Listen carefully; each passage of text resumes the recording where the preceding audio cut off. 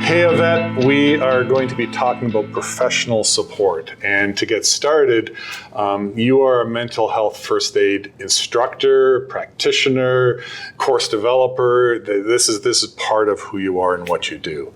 I've got an interesting question to ask you to get started because I think it has to do with professional support, but it also leads to it. So could you tell me about a lesson you had to learn the hard way? Any lesson, a life lesson, whatever. Was there a lesson you had to learn the hard way? There's so many. Me too, by the way. I'm going, okay, how can I relate this to therapy? And I think here we go. Okay. It's so easy when you have somebody that is listening to you intently, non-judgmentally, and spending time with you, and it's all about you, to not have a form of love for that person. Yeah. And so my biggest lesson in my life was when I was going through therapy, was be able to distinguish between like real love and the love for that experience. That's right. And it really built a lot of character. Wow. Because therapy is built on trust, and it's very easy to mistake that type of love for real love. Yeah. It is all real love. Yeah. I know I'm getting really deep now, but it's all real love. But the healthy version versus the enmeshed version. Yeah, the idea of expectations, I think, are huge. One of the things that led me to ask that question was we talk about therapy and talk about a loaded term and what that means. I've had a mentor for years, and I remember a few years ago I met him at a market, and just out of chance, and I said, "Hey, how's it going?" He goes, "Not too bad. I'm here for some therapy."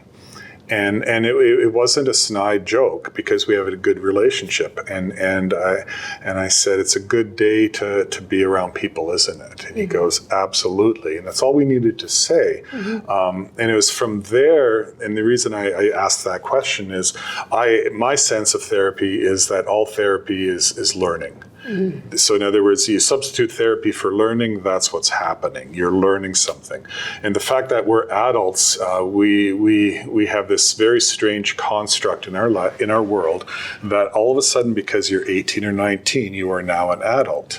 And I find it both humorous and incredibly destructive because it's just not the case. We become adult when we take responsibility for who we are and what we do. Until then, I can be a 7-year-old child blaming everyone else in the world for my problems. So the reason I asked that question is a lesson you learned, and it was tough. And I guess this leads me to the other question is when should people consider professional help? Because first off, if you could talk a little bit about the stigma of professional help, but then actually answer the question, when should people, seek professional help? Yeah, so I think there's a belief out there and stigma around when you're looking for therapy or going into therapy is that there's something wrong with you and that you need fixing. I view it more of a support system. So even if maybe you're not going through a mental well-being decline, just having that foundation to work from, like going back to the whole self-care philosophy, is having the foundation so that when stuff does hit the fan, that you're able to manage it differently. And not only that, but you're also provided tools. So one of the things, because I studied to be a psychotherapist, I actually use that in my everyday life. It's part of how I tick, how I process. So when something happens, I look at it and go, okay, reaction versus response. And then recognizing if I'm in a reactive mode, okay, Yvette, when you're in a reactive mode, what do you need to do to support yourself to get more into the response side of things? So I think when it comes to therapy, that's a continuum. That's when someone's in recovery, it's a constant. It's not something that stops and goes. I believe personally that therapy is something to have on a continual. There may be periods where you don't need maybe as intense therapy, but always checking in, having a mentor that you can go to be able to check in on things. I have a few mentors when it comes to professional stuff where I go to and go, this happened. Can I just bounce this off you? Did I miss something here? Did I respond respond in a maybe not an appropriate way, and have someone mirror back for you what's happening. So it's important to always have someone that you can go to connect with as well. Yes. No, you set the premise perfectly. It's something we're learning. It's constructive. It's helpful. All those things. And when I remember the first time I went for therapy, when I went for counseling, I have to be honest, and in my head was, there's something wrong with me, right? And the truth is, there was, because I wasn't thinking healthy. I wasn't thinking well. There was some gaps in my ability to see reality, specifically when it had to do with me, like it's everyone else, right? So when someone should go for therapy, there's such a wide range. What's a common approach? What's a helpful approach? If people are thinking about therapy, because again, as a mental health advocate, you may be in a position where you recommend to someone, hey, listen, have you talked to someone about this, right? And we're inferring someone that's going to be helpful, which could include professional help. It may not, but it could include. So what other reasons reasons, it has to be a reason. What other reasons should people consider therapy? I think when they recognize for themselves they don't feel good. Yeah. I think when things are happening around them, their lives and their individual feelings about things, their family, their workplaces, if things aren't jiving.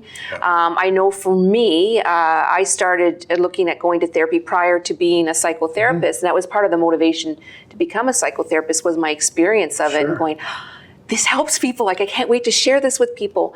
But I felt empty. Yeah. I now believe it was really emotional maturity, but I felt an emptiness of, why am I here? What's my purpose? And I just felt like nothing was jiving. Like, this is like, so what? It was like like apathy feeling, right? And so my mom, who happened to be a psychiatric nurse, referred me to the top psychiatrist in the Clark, I think it's the Clark Institute in Toronto. And I saw the top therapist for about 3 sessions. And by the 3rd time he says, Yvette, he says, you're so normal, it's not even funny. And I tell you, that made the world of difference, because the whole time we thought there was something wrong with me, that what I was feeling was this, I needed something to be fixed. And so when I was affirmed and validated that these are common feelings, these are, people go through these feelings, it helped that judgment I had on myself about what I was feeling, which added to the feelings I was feeling. Yeah, totally. Right? Yeah. So it could be just in your life, you're just, this is not where I want to be. Things aren't going the way I want them to go. Everything doesn't work out for me. Everything, nothing works for me, things of that nature. Yeah. Okay. Yeah. How would you frame it? I'm not suggesting here that we have scripts, because I'm not convinced scripts are always positive. But how is it that you would suggest to someone? So let's say we're in a conversation. I have a mental health decline. I'm not seeing. I admit to you that I'm not seeing things straight. How do you suggest to me that this might be something to approach? Because again, that stigma is, as soon as they say you need professional help, you can hear some of the you need, like there's something wrong with you, right? How do you phrase that? How do you approach that so it's not, talking down to someone? What you could do, would it surprise you to know that when somebody's going through the similar feelings that you're describing, that going to somebody that you can talk directly about that, and they provide you tools and systems to help you manage those thoughts and those feelings? Nice. That is something to do. So would it surprise you is a great way of doing it. Another way would be, were you aware of the support systems that are available for? Because maybe there's not an awareness. We have a scenario with someone from another country. They don't know what the services available in Canada are, for example. So, were you aware that in Canada we offer this and this and this types of services? That's right. So these are ways to start that conversation rather than, oh, you need therapy, let's hook you up, right? So, and also, have you tried therapy before? Has it worked? And you could also use your own experiences gently, saying, I found when I went through similar experiences that when I went to talk to somebody, it really helped open my eyes to a different way and different perception and help me manage my thoughts around what I was experiencing and feeling. We're interesting creatures as adults, aren't we? We take a look at the little ones and going, look at that, right? And every so often I look back 10 years ago and going, what was I thinking, right? Anyways. But it worked in the moment. It absolutely. Got to give it credit, It absolutely did. When we are encouraging people to consider it, one of the things that I mentioned is what you've actually mentioned too, is normalizing the conversation. I remember the first time I was asked to give a talk on mental health, I chose to disclose that I had gone to counseling. It was a minor point in the presentation. However, the next 2 days, I had 8 people privately come up to me to talk about it. So I think it's really important to understand first the stigma that actually does exist, but then also what are we trying to achieve here? What we're trying to achieve here is to create a better society, a better workplace, a better community where our mental health is acknowledged and understood versus everything's fine, right? It's all okay, everyone has smiles, when in fact that's not the case. So we're raising this, again, thank you to the mental health advocates out there. We want to raise the normalcy of understanding and dealing with self-care, mental health declines, as well as mental health. What in the end, maybe it's an unfair question, but I'm looking for what are some of the goals of therapy? Like what's going to be achieved by going to therapy? Again, that's entirely individual what the achievement is. Somebody may be in crisis. A simpler way to put it is the stigma around mental health. First of all, we all have mental health, every single one of us. So that's the first and foremost, just like we all have physical health. So let's talk about that physical health a little bit. So would we think twice about going to a doctor because we have an infection in our toe? No. You kind of go, this is actually hurting me. I can't walk in my shoes. It's preventing me from doing the things in my life that I like to do. Maybe it's even working. Getting it, no problem, go and do it. Someone breaks an ankle. I'll get the papers from the photocopy for you. It's not a problem. I'll just go out and do that for you, right? So we have an understanding that if something physically is happening, we have a lot of grace and compassion for it. But when something's happening with our mental health, there's still a lot of stigma. And one of the ways we reduce that stigma is by talking about it, is giving permission for it to be there, because it is there. It is. It is there. Every one of us has it at different points in our lives. So no problem going to a doctor or getting support when it comes to something physically. Let's now open that up to getting that support when something isn't feeling good inside our minds. That's right. So the goal of therapy, the goal of learning, is to learn things that are going to be helpful to us. And if we could get it on our own, we would, which I think, I remember waking up angry for 2 years in a row, which tells you that Marv isn't the sharpest tool in the shed. It was at the end of 2 years that I'm going, maybe I should get some professional help, because I had analyzed this thing to death and I could not figure it out. A different set of eyes, a different set of ears, a different perspective. I'll share with you just recently, within the last year, speaking with my naturopath. Actually, it's longer than last year because it started when I was teaching a lot more because of COVID. Everybody was needing classes. And she shared with me a formula that's worked for me. And it's when you're doing your calendar, or your time management, look at what are red light events, green events, and yellow events. And so even as a professional who deals with mental health and I have all my tools, I never knew that tool. And I'm like, so now when I do my calendar and I plan my different events, I look, I go, this is a red event. So red event to me is something that takes a little bit more energy and I may be drained after, or it makes, I have to really focus and pay attention on it. A yellow one, a little bit, but I have a little breathing room, and green is like, well, this is just fun, right? So now when I do my calendar, instead of me just throwing things in and people demands and and fill my calendar up without a conscious thought about it, I look and go, okay, is that a red event?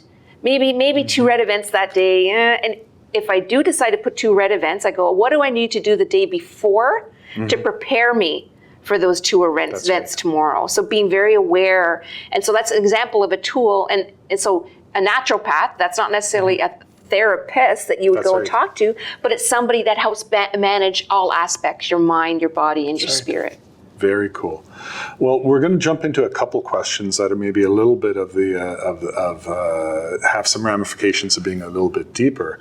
However, before I go there, what is your sense in Canada of the mental health supports that are out there? And I just want to preface this a little bit. I believe that there are many, and I also believe that not all of them are perfect and easily attainable. So rather than me, saying everything I'm thinking, I'm much more interested. Give us some insight into the mental health system. Some of the advantages, but then also some of the disadvantages of getting involved in that system. Because what we're talking about is encouraging someone to get counseling, to get help, things like that. This is now professional realm. We need to know the pros and cons, so to speak, about that. So what are your thoughts? So again, it really depends on what your needs are and what are you in a crisis situation versus this is something that you're enduring a well-being decline. So it's really treated in different aspects, and it depends where you are in your life, and the different types of therapy. So some forms of therapy could be take a course. Yep. That's still a form of therapy. Maybe go into the cbtonline.com is a great resource for cognitive behavior therapy. Some self-help books, things of that nature.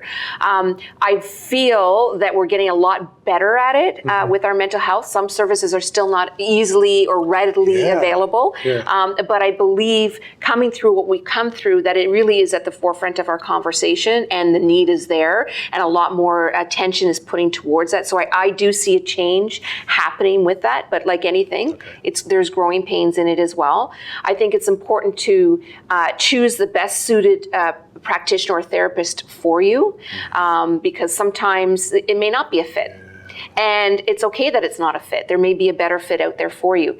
And I say that as well because sometimes going into therapy is not comfortable. No. And it's not easy. And so be mindful of, is this because I'm not enjoying myself in this therapy, why I want another therapist? Or is this because there's really not a connection where it's just, I don't feel the rapport and the trust is there. I just want to be clear on what you just said there, because I think it's really important, especially for people first time into potentially getting professional help. If there isn't a good fit, does that mean that I have the right to say, I don't want to do this anymore and try with someone else? But isn't that going to be really awkward and like... It can be awkward and uncomfortable, but you have every right to choose. You are your own person. Yeah. And at any point in time, you can, remember the reset button. At any point in time, you can reset. If something doesn't feel good and you don't feel safe, then you can remove yourself from that situation. Absolutely. Okay, because again, that's important. Again, depending on where you are in this country, there could be a doctor shortage, right? Having a doctor is better than not having a doctor. However, there are times when, specifically in mental health, the fit needs to be there, because if everything this person is telling you, you're not able to hear or listen or respond, there's a disconnect. And it's not to blame anyone, it's just to say it is. So if you have people who you've recommended or encouraged, and you find out they are, also be encouraging them you have a choice. This is a choice. You don't have to do this. It's up to you if you want to or not. And remember, the collaborative approach. There's two people in this, and you have a say every step of the way. So you ever go to a massage therapist and they say to you, let me know if it's too hard or you want to go softer, or there's some spots that you really want us to work on. You have a choice at any time to say, oh, you know what, go deeper because I need that not taken, or, ow, no, nice. I'm here just for a relaxing massage. You at any point in time can tell the practitioner, no, this is not working for me. That's right. That's right. So in a good fit between me and my therapist, what are 3 things that should be amply evident to me if it's a good fit? I love that look on your face, because this is where I go, so what do you think that is, Mark? But I'll give it a shot first. Sure. I think it's the intention of both parties. I think it's that listening, communicating non-judgmentally. I'll speak for me. For me, I need a therapist that is willing to stand up to me because I am a very strong personality and I do have some wealth of information to come to the meeting with, and just to bypass that, to get to the truth of me instead of me putting all the filters in the way so you can't really get to me. So having a therapist that is able to really get to my authentic self and work on whatever it is I need to be working on. And earlier you mentioned about a child, growing up as a child, and then you have to become an adult. Well, I'm a firm believer that we still, as adults, still have our inner child in us. Yep. And so I think it's really important to listen to that inner child, because that inner child can be very wise. What is little Marv saying? What's little Yvette saying? And what does little Marv or little Yvette need now? What do I need now? You know what? Now I just need a hug. Now I just need chocolate chip ice cream and some chocolate sauce on top. Do you know what I'm saying? Just sometimes you listen internally. So there's something's happening there. What's that voice? And paying attention to that voice. It's interesting because that voice, on one hand, could be very difficult to listen to, because, like you say, we have all these filters to put up in front to make sure they think we're okay. That's not the point for them. The point for them is to understand us, and when they do, they may be showing us the mirror. And I remember the first time, that can't be, and right away denial until you start recognizing they care about me, they're trained, they have insights. Does it mean everything's perfect? No.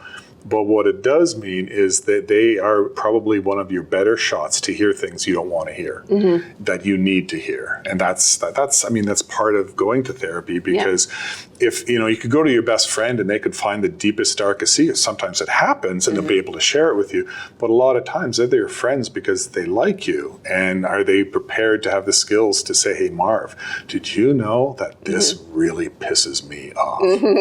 Anyways. There goes the friendship. There goes the friendship. Exactly. Well, okay. Two things before we close this off. Gaslighting yourself.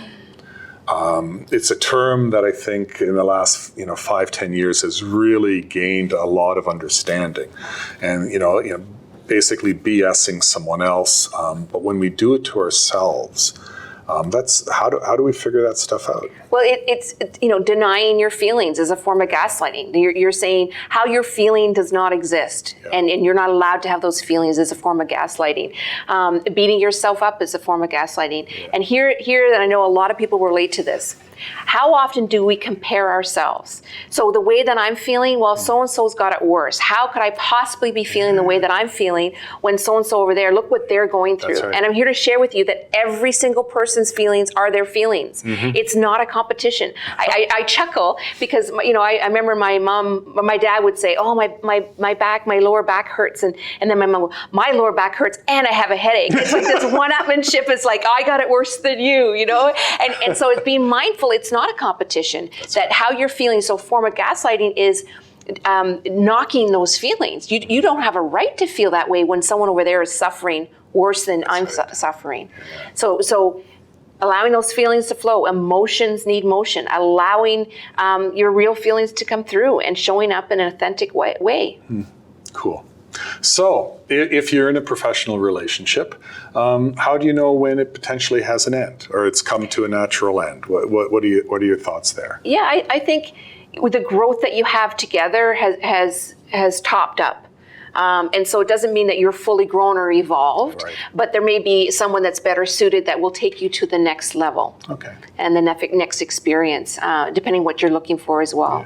Yeah. So in other words, depending on what you want to learn next, if you've gained insight into yourself, you've gained insight into those issues that were causing some mental health decline, and you've been able to find some ways of managing them or overcoming them, it may mean now that your next stage of learning is something different. It may not be with this person, it may be with a book, it may be with whatever, it may be with yourself in a kayak in the middle of a lake, right? Exactly, and still have that person there if need be. Yeah. So just because you end that particular relationship where it was doesn't mean that it can't be something different and show up in a different way for you. That's right. if you need the support.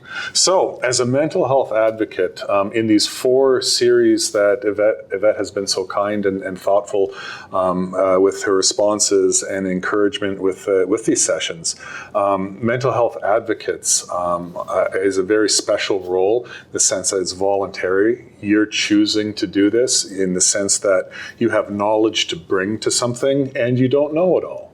This is a case where your humanness, your transparency, your vulnerableness are an asset, but not to be thrown around, to be used and thoughtfully shared. Yeah. Any other words? Any final words of wisdom for the mental health advocates out there? Yeah, be in self-care. Be mindful, be in tune with yourself, be in self-care for yourself, because sometimes helping someone going through a mental well-being decline can be challenging and it can be upsetting. So having that person you can go to debrief and focus on your one action can make the world of a difference to someone. It doesn't mean that you have to solve everything and everyone. That just by you showing up authentically, you showing up in tune with your own feelings, it's a ruffle. It's a ruffle effect, or as a ripple, rather, an Yvetteism.